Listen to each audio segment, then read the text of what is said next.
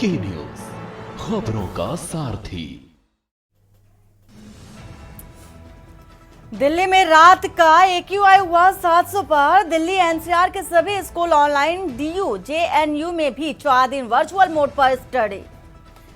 मणिपुर में हिंसा को लेकर जिलों में अगले 2 दिन इंटरनेट बैन, स्कूल कॉलेज भी बंद। केंद्र सेंट्रल आर्म्ड पुलिस फोर्स की 50 कंपनियां भेजेगा। महाराष्ट्र विधानसभा की 288 सीटों पर वोटिंग कल। भाजपा 149, कांग्रेस 101 सीटों पर लड़ रही। 6 बड़ी पार्टियां समेत 158 मैदान में। हरियाणा विधानसभा सत्र का आखिरी दिन, केंद्र के लौटाए 2 बिल वापस लिए। हरियाणा बीजेपी की हार जीत पर समीक्षा बैठक से 42 सीटों पर हारे कैंडिडेटों के साथ मंथन, इंटरनल रिपोर्ट भी तैयार होगी। महाराष्ट्र के पूर्व गृह मंत्री अनिल देशमुख पर पत्थर से हमला, सिर पर चोट लगी। कांग्रेस बोली प्रदेश में गुंडा राज, बीजेपी ने चुनावी स्टंट बताया। आप देख रहे हैं की न्यूज, खबरों का सारथी। नमस्कार, मैं हूं वंदना पांडे और आप देख रहे हैं के न्यूज इंडिया। बुलेटिन की शुरुआत बड़ी खबर से करेंगे और बड़ी खबर आ रही है राजधानी दिल्ली से, जहां पर सर्वोच्च न्यायालय को बम से उड़ाने की धमकी मिली है। इस वक्त की आपको ये बड़ी खबर बता रहे हैं राजधानी दिल्ली से। हाई कोर्ट के बाद अब सुप्रीम कोर्ट को भी बम से उड़ाने की धमकी मिली है। तो मथुरा समेत सारे बड़े मंदिरों को बम से उड़ाने की धमकी मिली है। दिल्ली और प्रयागराज रेलवे स्टेशन को भी बम से उड़ाने की धमकी मिली है।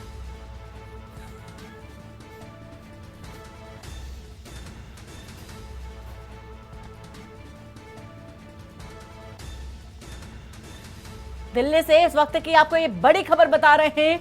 हाई कोर्ट में श्री कृष्ण जन्मभूमि को लेकर के सुनवाई पर जाते समय धमकी मिली है और श्री कृष्ण जन्मभूमि के मुख्य वादी को फोन कर धमकी दी गई है। आशुतोष पांडे के व्हाट्सएप पर कॉल करके ये धमकी मिली और आशुतोष पांडे के व्हाट्सएप भेजे गए वॉइस SMS सारे स्टेशनों पर पुलिस ने आकर जो बोगी है उसको भी चेक किया है। प्रयागराज से दिल्ली तक रेलवे ने भी हाई अलर्ट जारी कर दिया है। तो इस वक्त की आपको ये बड़ी खबर बता रहे हैं, प्रयागराज से दिल्ली तक रेलवे ने हाई अलर्ट जारी कर दिया है। चप्पे चप्पे पर पुलिस बल तैनात है, किसी तरह से माहौल ना बिगड़ने पाए या कोई अनहोनी ना हो, इसके लिए पहले से ही पुलिस बल अपनी पूरी सिक्योरिटी के साथ तैनात है। खबर इस वक्त की राजधानी दिल्ली से आपको ये बता रहे हैं।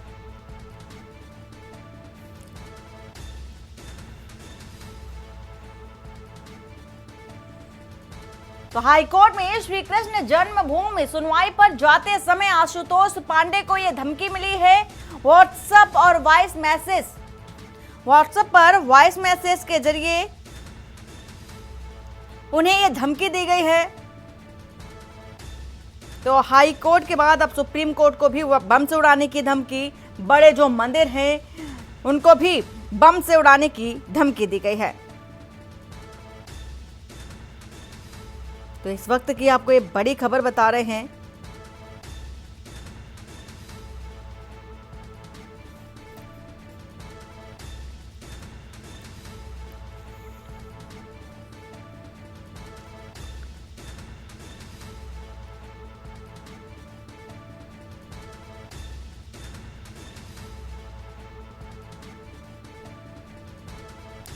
तो सुप्रीम कोर्ट और इलाहाबाद हाई कोर्ट को बम उड़ाने की धमकी। मथुरा ईदगाह केस में सुनवाई से पहले पाकिस्तान से मैसेज आया है, ऐसी खबर निकल कर आ रही है सामने और कहा गया है मैसेज के जरिए कि सभी मंदिरों को उड़ाएंगे।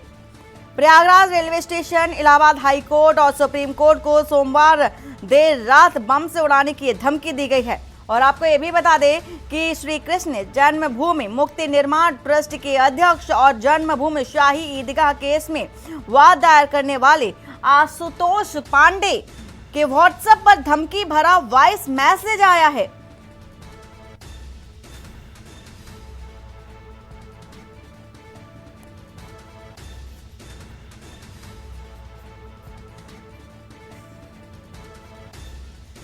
आज इलाहाबाद हाई कोर्ट में मथुरा श्री कृष्ण जन्मभूमि शाही ईदगाह केस में सुनवाई भी है और इससे पहले आशुतोष पांडे ने यह दावा किया कि उनके फोन में वॉइस मैसेज पाकिस्तान के नंबर से आया है। मथुरा के आशुतोष पांडे को व्हाट्सएप पर सोमवार रात करीब 1:37 पर और इसी के साथ ही 37 से लेकर के 1:40 तक के मैसेज आया। इस समय के दरमियान जो टाइम टेबल बताया गया उस समय के बीच में ये मैसेज आया है। पाकिस्तान के नंबर से ये धमकी दी गई है।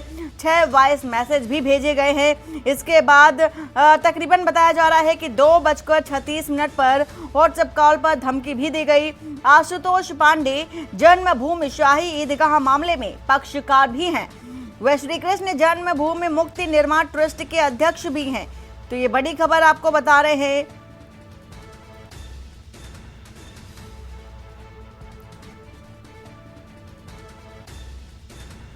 धमकी में कहा गया कि हाई कोर्ट को क्या तेरे सुप्रीम कोर्ट को भी उड़ा देंगे।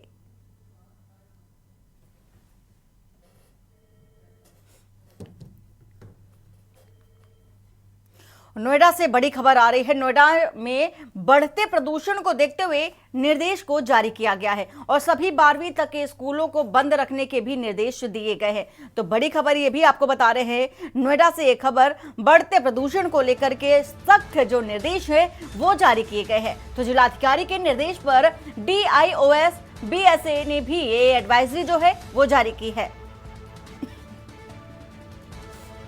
नोएडा से आपको ये खबर बता रहे हैं। लगातार बढ़ता प्रदूषण लोगों के लिए जानलेवा साबित हो रहा है। राजधानी दिल्ली से सटा हुआ नोएडा अब इसकी चपेट में भी आता नजर आ रहा है और इसका खामियाजा स्कूली बच्चों को भी भुगतना पड़ रहा है। साफ तौर पर जिलाधिकारी की ओर से निर्देश जारी कर दिए गए हैं। DIOS और BSA को भी निर्देश दे दिए गए हैं। एडवाइजरी जारी करने के भी निर्देश हैं। स्कूलों को बंद करने के निर्देश हैं। इसी के साथ ही साथ स्कूलों में अगले आदेश तक जो क्लासेस हैं वो नहीं चलेंगी और इसी के साथ ही साथ आउटडोर भी बताया जा रहा है कि एक्टिविटीज भी नहीं होंगी। फिजिकल क्लास भी नहीं चलेगी।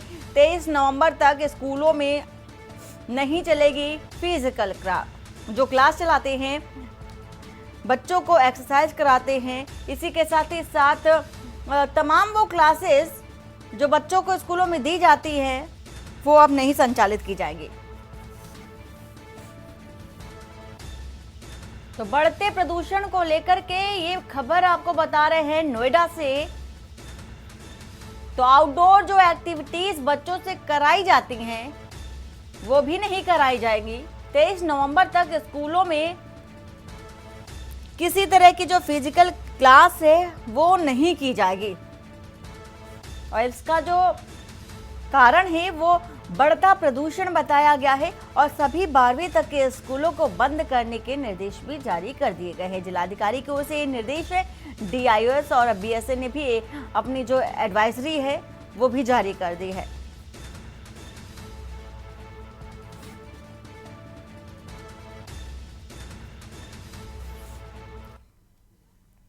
और दिल्ली जैसे जैसे बढ़ते वायु प्रदूषण से जूझ रही है, सुप्रीम कोर्ट ने सोमवार को आदेश भी दिया कि दिल्ली NCR के सभी जो राज्य स्कूलों में 12वीं तक की जो फिजिकल कक्षाओं के संबंध में जल्द फैसला भी ले। इससे पहले दिन में दिल्ली सरकार ने आदेश भी जारी किया था कि 10वीं और 12वीं को छोड़ करके स्कूलों के सभी जो कक्षाएं हैं सोमवार से आयोजित की जाए, वो भी ऑनलाइन। देखिए इस रिपोर्ट में।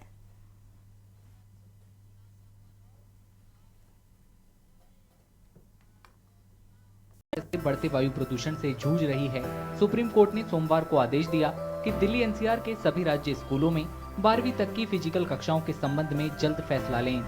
इससे पहले दिन में दिल्ली सरकार ने आदेश जारी किया था कि 10वीं और 12वीं को छोड़कर स्कूलों की सभी कक्षाएं सोमवार से ऑनलाइन आयोजित की जाएंगी। बढ़ते वायु प्रदूषण के हालात को देखते हुए दिल्ली के स्कूलों ने एनुअल फंक्शन और स्पोर्ट्स डे जैसे कार्यक्रमों को फिर से रीशेड्यूल किया है, जो आमतौर पर नवंबर में आयोजित होते हैं। This is happening for last 6-7 years. If you see that in November we are getting a pollution break, we would say. So now I have changed my school calendar. Earlier we used to have our annual day in November, sports days and lot of activities because weather used to be fine. So as per school calendar now we have rescheduled annual day, either it has to be in October or in February. And sports day, same thing. Up to primary school, we had sports day in November. We have postponed it to February. वहीं प्रदूषण के हालात पर निराशा जाहिर करते हुए स्टूडेंटों का कहना है कि उन्होंने बहुत सारी तैयारी की थी जो अब बर्बाद हो जाएगी। I feel dejected because as a part of the council body, we also have a hand in arranging a lot of these events. A lot of work goes into it, and when they are cancelled, it's disheartening. Also, looking at the current situation, I don't feel like GRAPH 4 has been implemented because I see no changes. The pollution level is horrible. Last night we got the alert that it's an incredibly severe category, and I don't think, as much effort the government is saying it's putting, I don't think it's putting that much effort. When I was in 11th, all our classes had been shut down, and what happened was that a lot of events that I had been a part of were cancelled at that time, and that was when I actually realized how bad it feels to have something that you were a part of just be taken away because of a problem that has been occurring every year, and it's not being solved. We are learning how to live with a problem that occurs every year. What we need is to tackle that issue itself. Often, pollution break ke time, we do online classes. And a lot of the times, a lot of children do not have access to technology that they can attend online classes. And it creates a huge learning gap. स्टूडेंटों का कहना है कि स्कूलों के अचानक बंद होने और वर्चुअल क्लासेस से सिलेबस समय पर पूरा होने में दिक्कत होती है।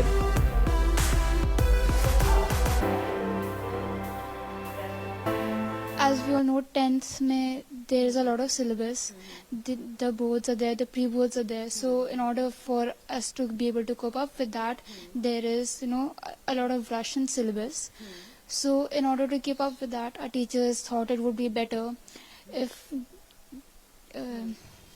So our teachers thought it would be better if we didn't go for the trip as another partial reason. But we all knew it was mainly for the pollution. So it was just another reason to add on to it. So Delhi parents association के अध्यक्ष ने दिल्ली सरकार से सवाल किया कि बार-बार होने वाले प्रदूषण संकट का कोई स्थायी समाधान क्यों नहीं लागू किया जा रहा है। कि ये जो सिचुएशन है हम कई सालों से देख रहे हैं, इस टाइम पे पॉल्यूशन आता ही आता है, तो क्यों नहीं दिल्ली गवर्नमेंट अपने कैलेंडर पे काम कर रही है जिसमें वो पॉल्यूशन हॉलीडेज नाम का एक अपना टाइम निकाल के रखे।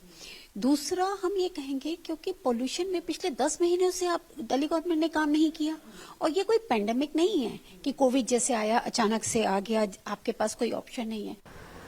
दिल्ली की वायु गुणवत्ता सोमवार को गंभीर प्लस श्रेणी में रिकॉर्ड की गई और एक्यूआई 484 दर्ज किया गया। सुप्रीम कोर्ट ने सोमवार को दिल्ली एनसीआर राज्यों से ग्रैप 4 प्रतिबंधों को लागू करने के लिए तुरंत टीमें गठित करने को कहा।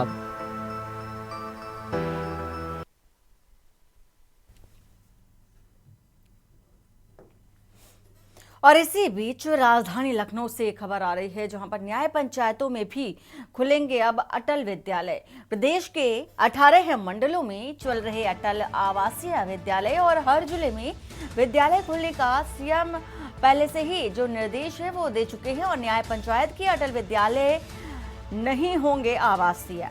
तो 2 से 2,500 बच्चों की जो क्षमता वाले बनाए जाएंगे स्कूल, और सरकारी स्कूलों की जो जगह है, सरकारी स्कूल की जगह है अटल स्कूल प्रस्तावित किए जा रहे हैं। नए स्कूल बनाने पर तकरीबन 8 लाख करोड़ रुपए खर्च होंगे।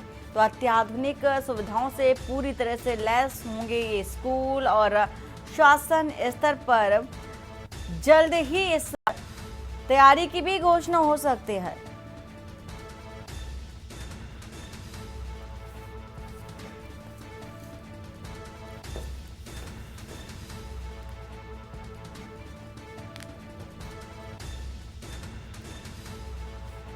राजधानी लखनऊ से आपको एक खबर बता रहे हैं, हर जिले में विद्यालय खोलने का सीएम निर्देश जारी कर चुके हैं, और न्याय पंचायतों में भी अटल विद्यालय खोले जाएंगे। प्रदेश के 18 मंडलों में अटल आवासीय विद्यालय संचालित किए जा रहे हैं।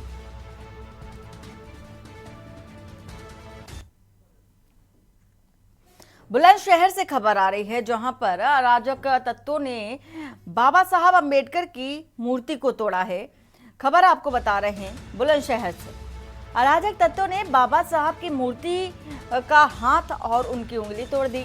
बारातियों पर है बाबा साहब की मूर्ति तोड़ने का शक। ग्रामीणों का ऐसा फिलहाल आरोप है और अब पुलिस ने बाबा साहब की मूर्ति के हाथ को कवर भी कराया है। तो गांव में तनाव का माहौल देखा जा रहा है।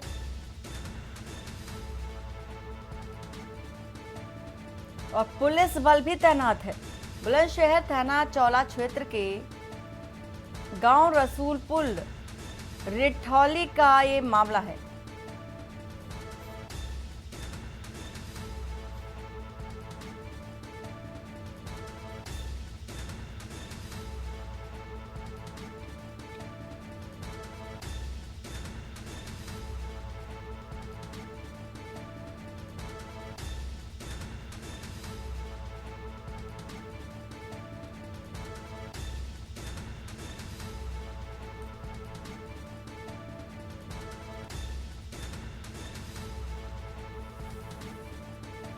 तो बारातियों पर बाबा साहब की मूर्ति तोड़ने का शक है। ग्रामीणों का ऐसा कहना है।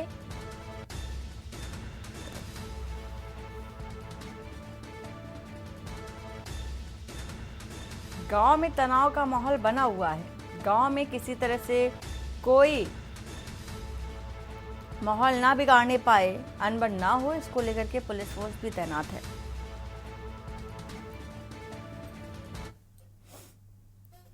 राजधानी लखनऊ से खबर आ रही है, जहां पर मतदान के समय रामलला की शरण में सीएम योगी होंगे और हनुमंत लला के दरबार में भी मत्था टेकेंगे।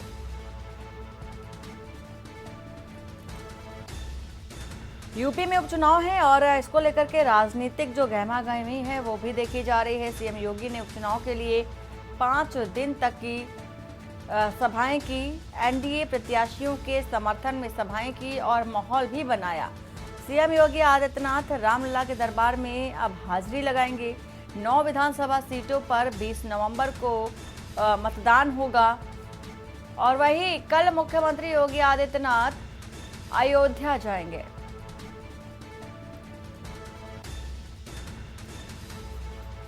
मुख्यमंत्री योगी विभिन्न कार्यक्रम में बताया जा रहा है कि शामिल होंगे। पुलिस प्रशासन सीएम के आगमन की तैयारियों में भी जुटा है।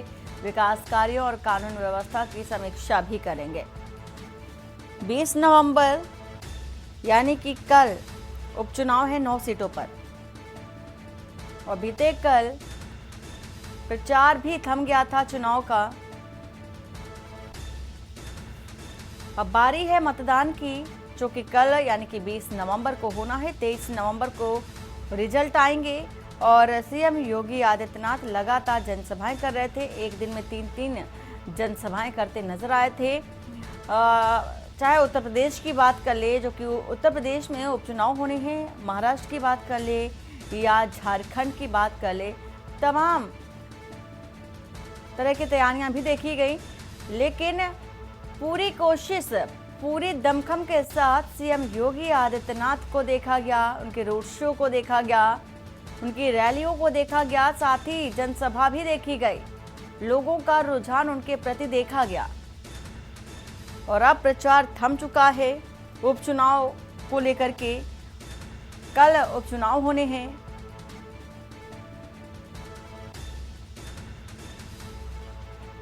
और अब सीएम योगी आदित्यनाथ रामलला के दर्शन करने अयोध्या जाएंगे।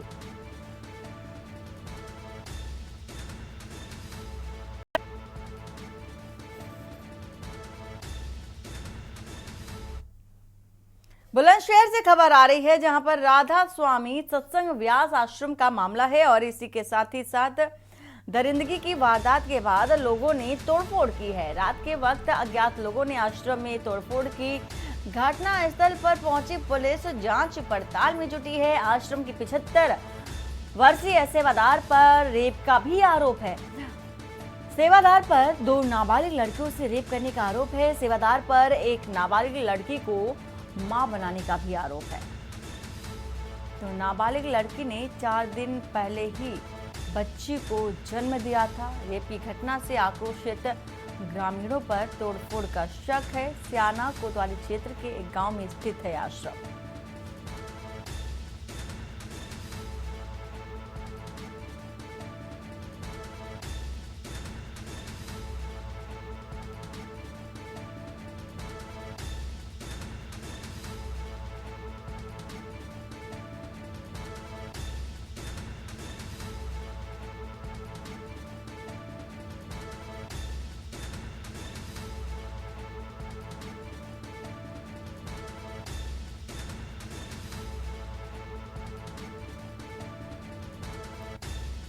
बुलंदशहर से आपको ये खबर बता रहे हैं, एक आश्रम में दरिंदगी की गई, नाबालिग लड़कियों के साथ रेप किया गया। रात के वक्त अज्ञात लोगों ने आश्रम में तोड़फोड़ भी की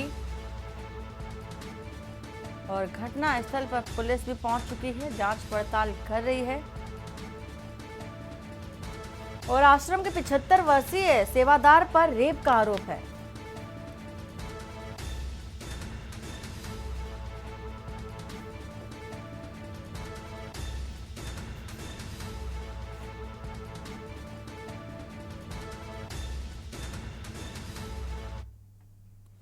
लखनऊ से खबर है, जहां पर AIIMIM की विचारधारा जहरीली है। राकेश त्रिपाठी का कहना है, तो भाजपा प्रवक्ता का ये आरोप है। शौकत अली के बयान पर प्रतिक्रिया जताते हुए भाजपा प्रवक्ता ने आरोप लगाया। सपा और कांग्रेस की चुप्पी पर सवाल भी उठाया। हिंदुओं के अपमान पर भी विपक्षी एकजुटता का भी आरोप लगाया। उन्होंने कहा कि कांवड़ियों पर अभद्र भाषा हिंदू समाज नहीं करेगा स्वीकार।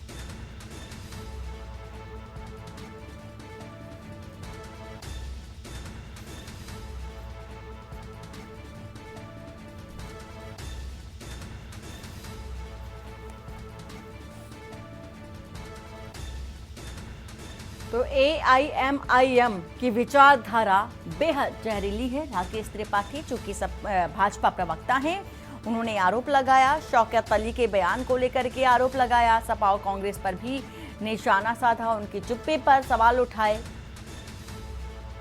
उन्होंने कहा कि हिंदुओं के अपमान पर जो विपक्षी एकजुटता है, ये बर्दाश्त नहीं की जाएगी। भाई, शौकत अली के बयान पर प्रतिक्रिया भी जताई।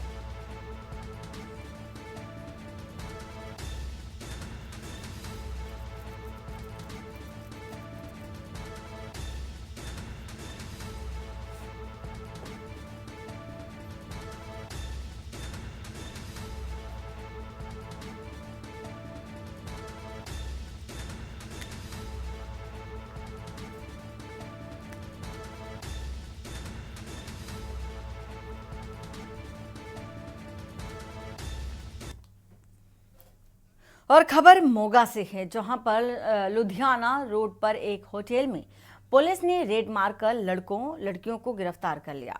मौके से होटल मैनेजर को गिरफ्तार कर लिया गया है। वहीं थाना मुखी गुरप्रीत सिंह ने कहा कि होटल में देह व्यापार का धंधा करवाने की सूचना मिली थी। पुलिस ने women cell incharge Kulwinder Kaur के साथ मौके पर पहुंचकर रेड मारी और जहां पर 11 लड़कियां और 8 लड़कों को गिरफ्तार किया गया। पुलिस ने मामला दर्ज कर आगे की कार्रवाई भी कर रही है।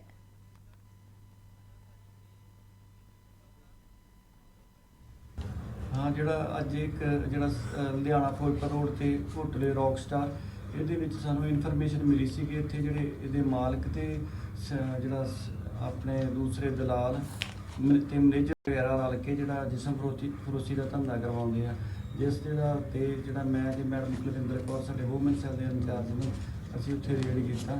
ਦੌਰਾਨੇ ਰੇਡ ਜਿਹੜਾ ਉਹਦੇ ਸਾਨੂੰ ਜਿਹੜੇ 4 ਜੋੜੇ ਬਰਾਮਦ ਹੋਏ। ਟੋਟਲ ਮਤਲਬ 11 ਲੜਕੀਆਂ ਅਤੇ ਜਿਹੜੇ 8 ਜਿਹੜੇ ਲੜਕੇ ਜਿਹੜੇ ਸੀ ਉਹਦੇ ਉੱਥੇ ਬਰਾਮਦ ਹੋਏ, ਤੇ ਜਿੰਦੇ ਆਧਾਰ ਤੇ ਅਸੀਂ ਮੋਟਰ ਟ੍ਰੈਫਿਕ ਐਕਟ ਦਾ ਜਿਹੜਾ ਪਰਚਾ ਦਰਜ ਕਰਤਾ ਤੇ ਜਿਹੜੇ ਦੋਸ਼ੀ ਉਹਨਾਂ ਦੀ ਗ੍ਰਿਫਤਾਰੀ ਕਰ ਲਈ ਗਈ।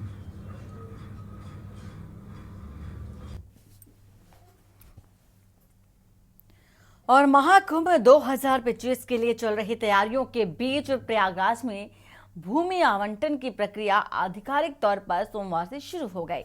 प्रयागराज मेला प्राधिकरण ने अखाड़ों को भूमि आवंटित की और निर्धारित स्थानों पर खूंटियां भी लगवाई। देखिए इस रिपोर्ट को। महाकुंभ 2025 के लिए चल रही तैयारियों के बीच प्रयागराज में भूमि आवंटन की प्रक्रिया आधिकारिक तौर पर सोमवार से शुरू हो गई। प्रयागराज मेला प्राधिकरण ने अखाड़ों को भूमि आवंटित की और निर्धारित स्थानों पर खूंटियां भी लगवाईं।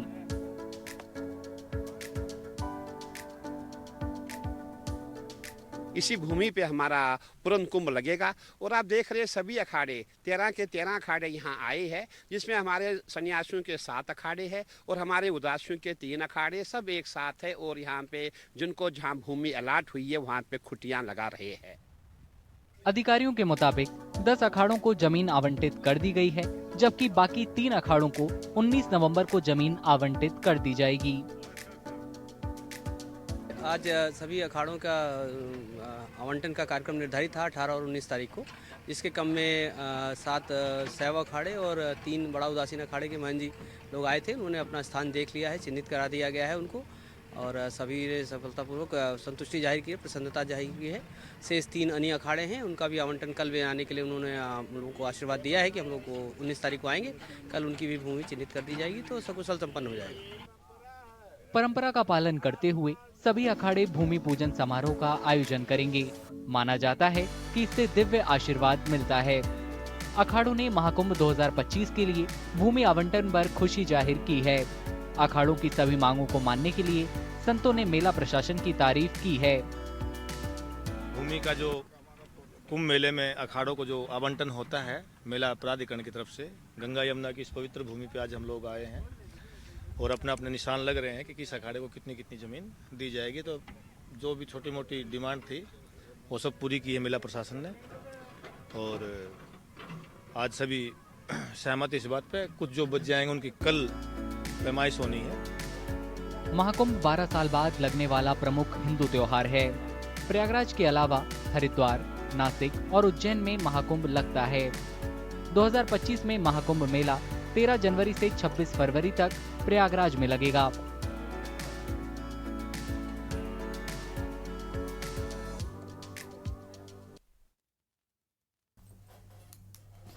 और इसी के साथ ही अरुणाचल प्रदेश के शी योमी जिले में भारत चीन सीमा से सटे टूरिस्ट स्पॉट में मेचुका में रहने वाले लोग इलाके में खराब मोबाइल नेटवर्क कनेक्टिविटी की समस्या से जूझ रहे हैं। इसी के साथ ही साथ आपको ये भी बता दें कि वहां रहने वाले लोगों का कहना है कि निजी दूरसंचार कंपनी के 4G टावर लगे होने के बावजूद नेटवर्क की भीषण समस्या है, जिससे रोजाना का कामकाज और बच्चों की जो पढ़ाई है बुरी तरह से प्रभावित हो रही है। देखिए इस रिपोर्ट में।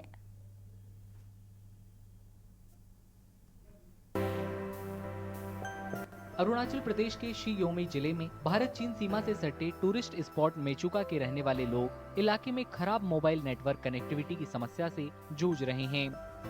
वहां रहने वाले लोगों का कहना है कि निजी दूरसंचार कंपनी के 4G टावर लगे होने के बावजूद नेटवर्क की भीषण समस्या है, जिससे रोजाना का कामकाज और बच्चों की पढ़ाई बुरी तरह से प्रभावित हो रही है। हम लोग का यहाँ नेटवर्क का बहुत समस्या है। BSNL सिर्फ चल रहा है, उसका बाद एयरटेल को भी कवर। टावर तो चारों तरफ खड़ा है, लेकिन अभी तक ये पूरा सिस्टम में नहीं आया है। कैसी प्रॉब्लम होती है? क्योंकि अभी पढ़ाई करो तो नेट की जरूरत होती है, ट्रांजैक्शन करो तो नेट की जरूरत है। बहुत ही प्रॉब्लम है, खास करके युवा के लिए, क्योंकि आजकल 4G का जमाना है, लेकिन यहाँ तो कुछ भी साधन नहीं है। जबरदस्ती वॉइस कॉल चाहता है, वो भी कॉल ड्रॉप हो जाता है। नेटवर्क तो ना का बराबर है। जब हम लोग बच्चा लोग पढ़ते हैं, कोई कॉन्टेक्ट नहीं मिल पाता है नेटवर्क प्रॉब्लम से। और यहाँ से जगह तो हम लोग का टूरिस्ट का जगह है बोलता है, फिर टूरिस्ट आ जाते हैं, उन लोग का कमी ये लगता है कि नेटवर्क के लिए। तब तो जा के आपको रास्ता भी बहुत प्रॉब्लम हो जाता है कि हम लोग का ये बिजली भी बहुत कमी है। 6 महीना आता है, 6 महीना जाता है, इसलिए मेचुका में बहुत कुछ अभी तक प्रॉब्लम है।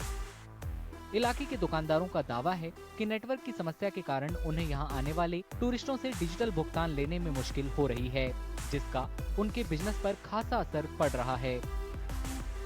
नेटवर्क तो यहाँ पे लगाया हुआ है, लेकिन कभी कभी नेटवर्क आता है, कभी कभी नहीं आता है। इसका वजह से हम लोग को बहुत दिक्कत होता है। कभी कभी हम यहाँ पे बिजनेस करता हूँ, तो कभी कभी मान लीजिए कोई कस्टमर आ गया, ऑनलाइन पे करेगा, तो नेटवर्क नहीं होने की वजह से उधार ही चला जाता है। जी तो अभी क्या देखिए, टूरिज्म में इम्प्रूवमेंट हो रहा है। जी जी। नेटवर्क नहीं रहेगा तो खासी प्रॉब्लम होगी, तो क्या चाहते हैं सरकार से? सरकार से यही चाहते हैं कि बढ़िया से यहाँ पे नेटवर्क वगैरह सब कुछ मतलब सुविधा होने से अच्छा है। एकदम बहुत प्रॉब्लम है। सिर्फ कभी कभी एयरटेल का बात होता है, दूसरा आपको किसी का साथ कभी होता है, कभी नहीं होता है। आपको यहाँ बहुत प्रॉब्लम है, यहाँ का नेटवर्क बहुत जरूरी है। तो आप तो दुकान चलाते हैं, ऐसे में पेटीएम, गूगल ये सब के लिए तो नहीं होता है, कुछ भी नहीं होता है यहाँ में। तो मतलब कितना तकलीफ हो रहा है इससे? बहुत तकलीफ होता है, यहाँ का जरूरी है, बहुत जरूरी है। जो यहाँ का टूरिस्ट लोग आता है घूमने के लिए, ये लोग भी किसी का नेटवर्क नहीं होता है, बहुत तकलीफ होता है। यहाँ का जरूरी नेटवर्क का बहुत जरूरी है। सरकार को क्या कहेंगे? सरकार का हम कोशिश करेगा जी, हमें जरूर नेटवर्क जल्दी आने के लिए कोशिश करेगा। लोगों ने लोकल इकोनॉमी को बढ़ावा देने के लिए राज्य और केंद्र सरकारों से इलाके में मोबाइल नेटवर्क कवरेज और कनेक्टिविटी को बेहतर बनाने की दिशा में काम करने की अपील भी की है।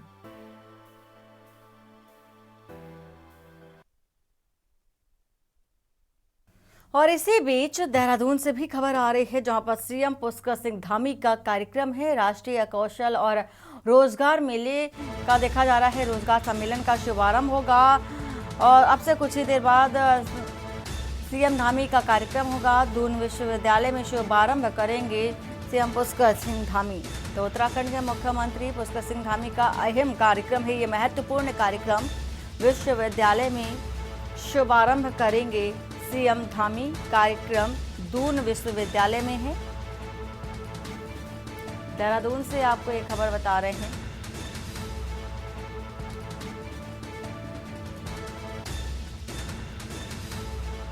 साढ़े 11 बजे का वक्त था, कार्यक्रम की शुरुआत हो चुकी होगी और इसी के साथ ही साथ कार्यक्रम की शुरुआत हो चुकी है और दून विश्वविद्यालय में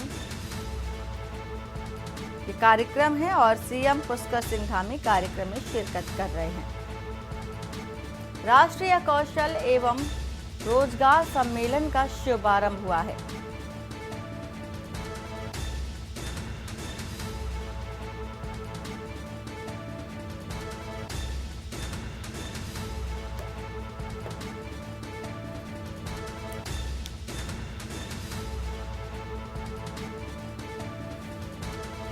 तो राष्ट्रीय कौशल और रोजगार सम्मेलन की शुरुआत हुई है।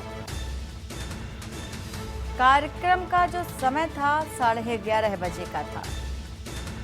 दून विश्वविद्यालय में कार्यक्रम हो रहा है। पुष्कर सिंह धामी कार्यक्रम में शिरकत कर रहे हैं।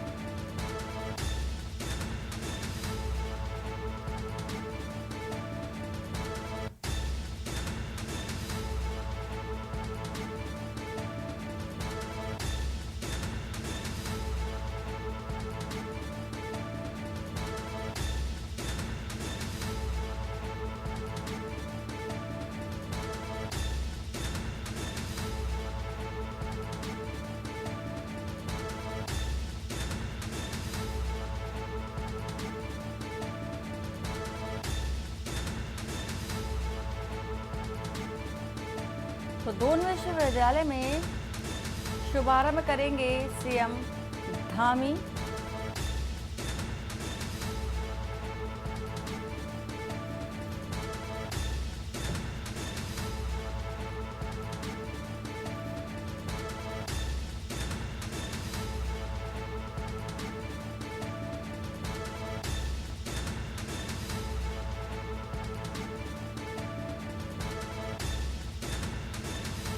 खबर देहरादून से आपको बता रहे हैं।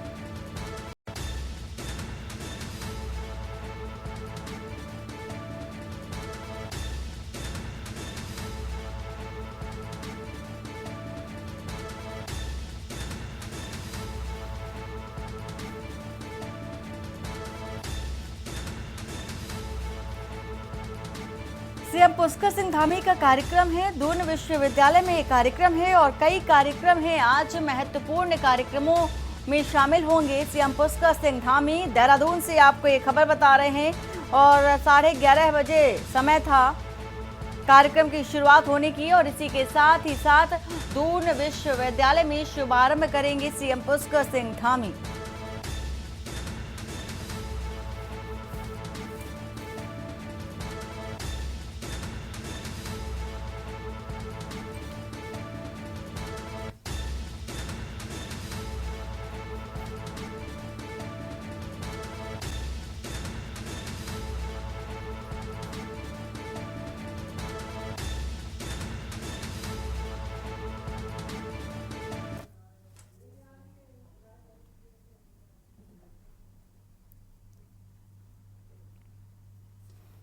और वक्त हो चला एक छोटे से ब्रेक का। ब्रेक के बाद जल्द हाजिर होते हैं। आप देख रहे हैं के न्यूज़, खबरों का सारथी।